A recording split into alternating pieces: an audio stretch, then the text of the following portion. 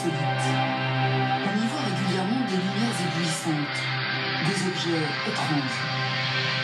Leur vitesse est fulgurante, mais contrairement aux avions, ils ne font aucun bruit, ne laissent aucune traînée dans le ciel.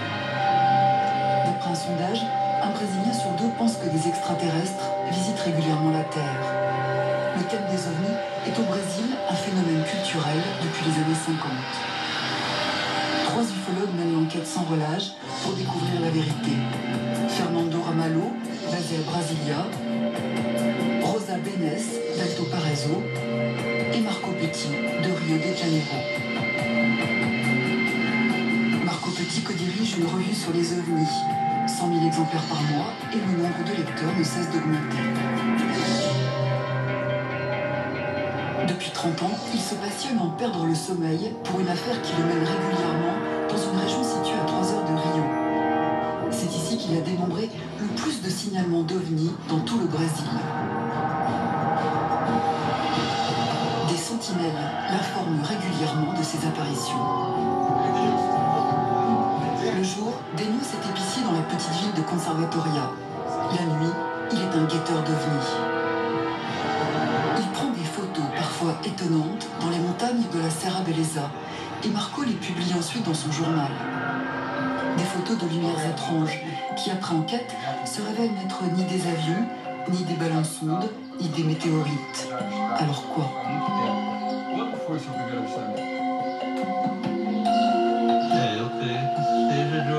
Pour moi, c'est d'origine extraterrestre. Mais ça me fait pas peur. Simplement, j'espère qu'un jour, j'arriverai à établir un contact avec eux. Denios, l'épicier, a conseillé à Marco de rencontrer un certain Alexander Goncalves, un banquier de la région qui loue depuis peu une maison pour ses week-ends face à la Serra Beleza. Il y a un mois, ici, cet homme a fait une drôle de rencontre.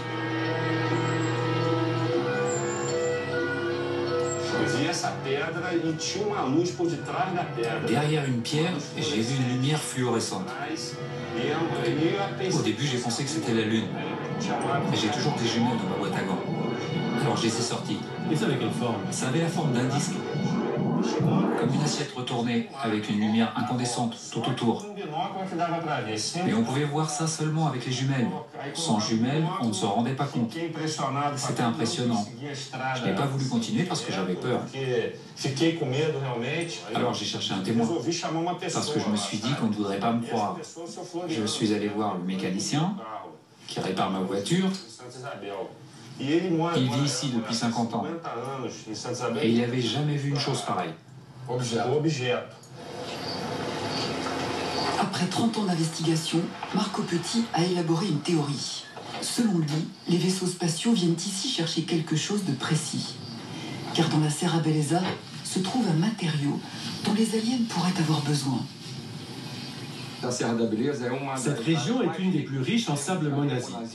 C'est la plus riche dans tout le Brésil, mais aussi dans toute l'Amérique du Sud. Et il se trouve que ce sable contient un puissant élément radioactif. J'en ai donc conclu que cela pourrait expliquer pourquoi cet endroit est un point d'attraction pour les aliens.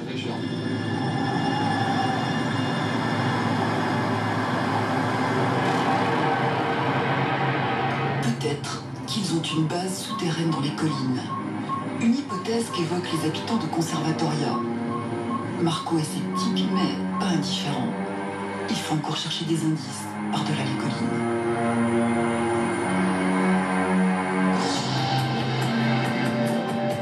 Marco Petit ne doute plus de leur existence.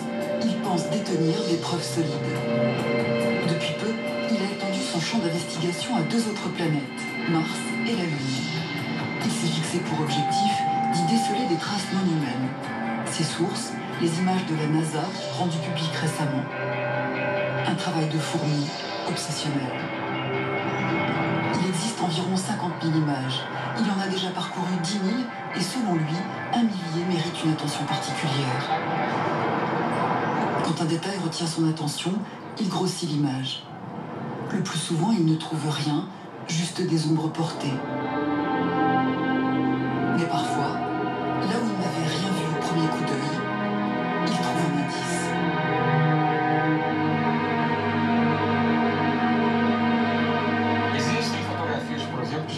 trouver des photos où sont présentes des tours gigantesques sur Mars. Des tours qui font des centaines de mètres de hauteur, photographiées dans les années 66, 67 et 68. Et aussi des photos plus récentes avec des traces d'objets gigantesques qui ont été traînés, j'ignore il y a combien de temps, sur le sol lunaire.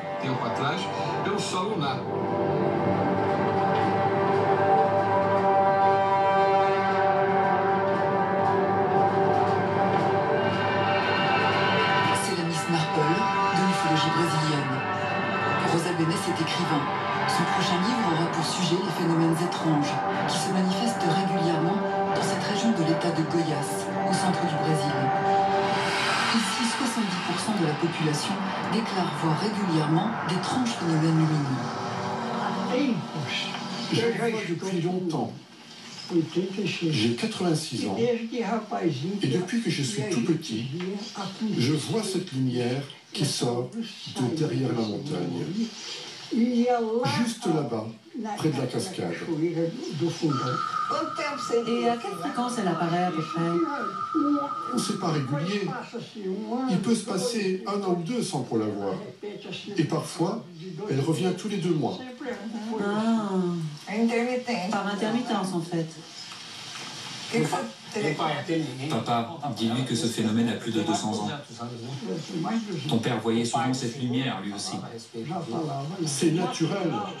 C'est la nature, c'est tout. Un phénomène qui a toujours existé.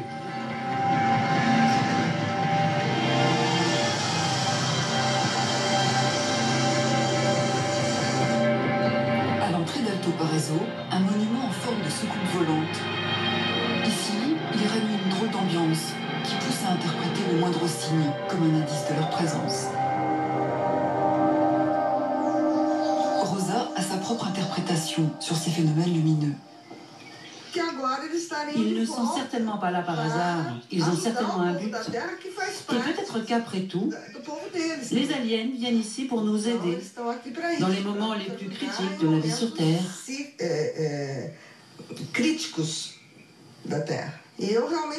Je pense qu'on est arrivé à un moment de notre civilisation si chaotique qu'il faut qu'il se passe quelque chose pour changer. Et c'est peut-être la raison de leur présence.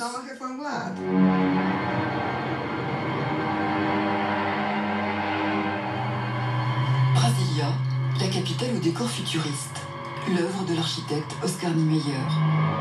On peut se demander parfois quelles ont été ses sources d'inspiration ou qui l'a réellement influencé dans ses conceptions. Mais les autorités brésiliennes prennent au sérieux les témoignages sur ces phénomènes.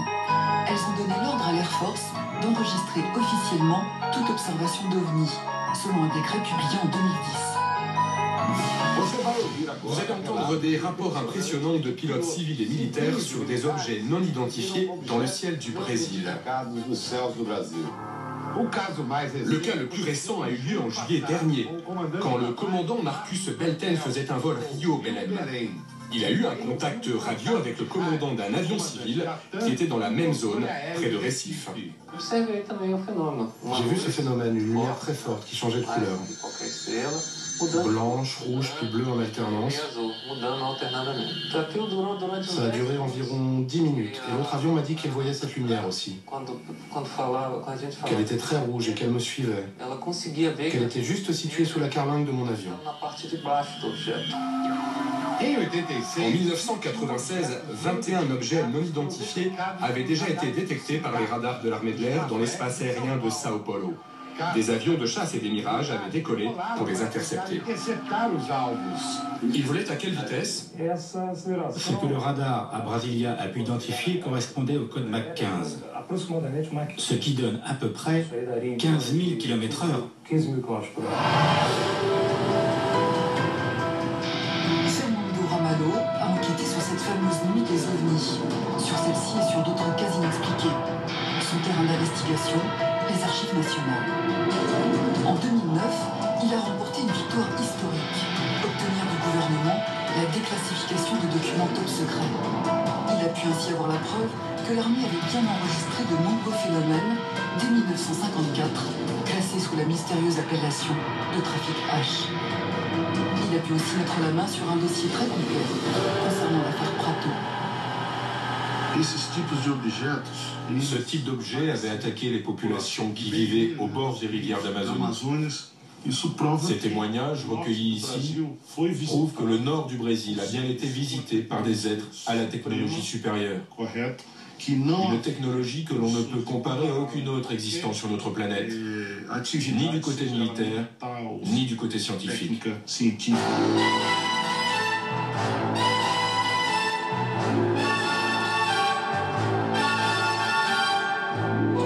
Régulièrement, Fernando a rendez-vous dans un lieu public de la capitale.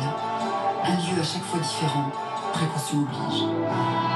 Il y retrouve l'ancien commandant de l'armée de l'air, José Carlos Pereira. Cet homme, l'un des meilleurs spécialistes au Brésil pour les affaires stratégiques de l'Air Force, a été témoin de phénomènes étranges au cours de ses 40 ans de carrière. Aujourd'hui, il se consacre à l'étude de ces dossiers. Son but, déterminer si les ovnis représentent une menace pour la sécurité du pays. Il est nécessaire d'être prudent, principalement quand quelqu'un arrive sans s'identifier.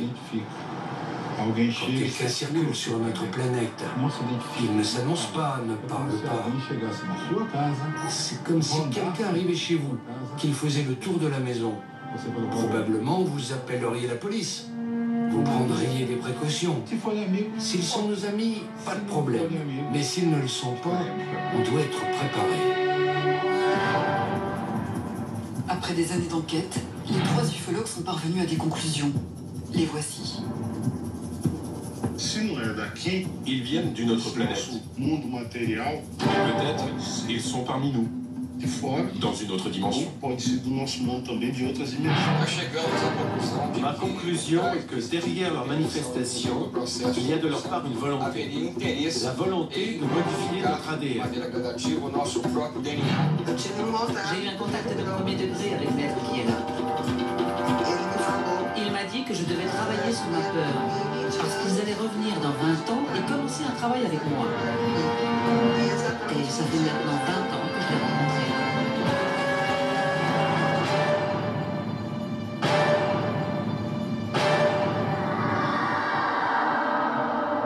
La NASA vient de découvrir l'existence d'une nouvelle exoplanète, ce qui porte à 3 le nombre de planètes potentiellement habitables hors de notre système solaire.